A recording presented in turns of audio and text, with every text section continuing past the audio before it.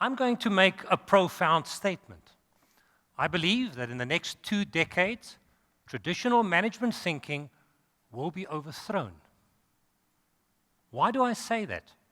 Because our current solutions can't keep up with the rise in complexity. 10 years ago, a person by the name of Stephen Wolfram wrote a book called A New Kind of Science. In it, he described the fundamental mathematical rules that describe our natural universe. Arthur C. Clarke called this the most important book of the century. I'm going to talk about how this has an impact on management. And I'm going to do it by introducing you to a few new words. I'm going to use it by using 4 examples. I'm going to talk about dinosaurs, termites, traffic jams, and floods in Thailand. And they're all connected. And if you can remember all 4 of them, Jerry from the Dream Team said he'd give each one of you a noddy badge. So, what are we going to talk about? The first word is fitness landscape. That is viruses competing for dominance. It could be DNA strains competing in evolutionary environments. It could be pop songs competing with each other. This could be innovative ideas in your organization competing for funding. Now, how do we normally manage innovation in an organization? We've got an innovation committee and an innovation director or a manager, and they decide which projects get funding. So let's say you've got an organization of 40,000 people, and each one of them has an innovative idea. Now, if you give each person 15 minutes to pitch their innovative idea, it'll take this innovation committee 5.5 years just to listen to those proposals. So what else can you do? It's quite simple.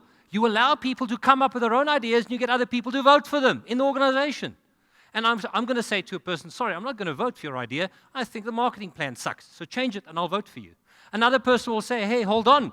There's another person with a similar idea. And they will then join forces, and this heat map will start appearing. And what do we see? We start seeing these innovative ideas emerging, these cut diamonds available for the plucking. That is exactly the same strategy that FNB used to become the most innovative bank in the world in 2012. As simple as that. So how do we get these changes in this fitness landscape? Interestingly enough, that's why management theory wouldn't work, because there's a dynamic change every now and again. And one bit of theory that works in one place is completely useless in another country. The 5 ideas that make your company successful in 2012 is utterly useless today.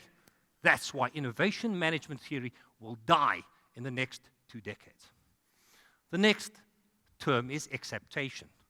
You can Google it, the word does exist, and even if you don't remember anything else, you've got a new word to use in Scrabble tonight.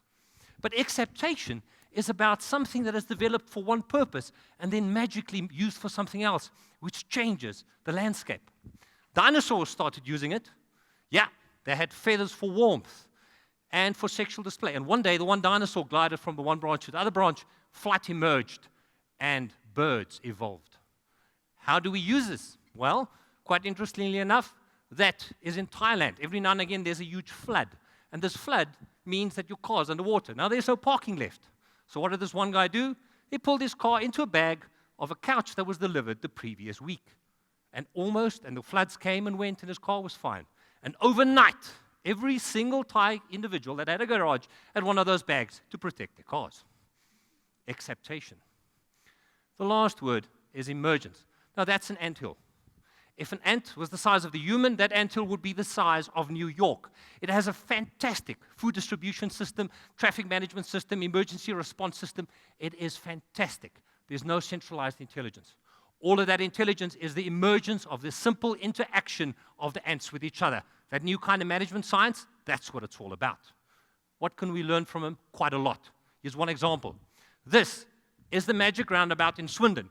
EU headquarters for Intel's over there, big off-ramp from a road, from a big highway. We have a shopping mall and a sports stadium. You never know where the big traffic is going to come from.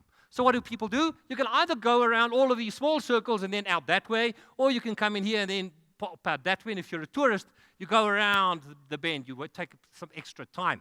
The important thing is switching has now taken place at the lowest denominator. This is the most effective traffic management system in Europe. No centralized control, no traffic lights. The words that you see there is daunting. They are. But it's the examples behind those words which changes mindsets. So you can either go for my 1-hour keynote, or you can go for my 3-day training program, or our 8-month university accredited course in innovation management.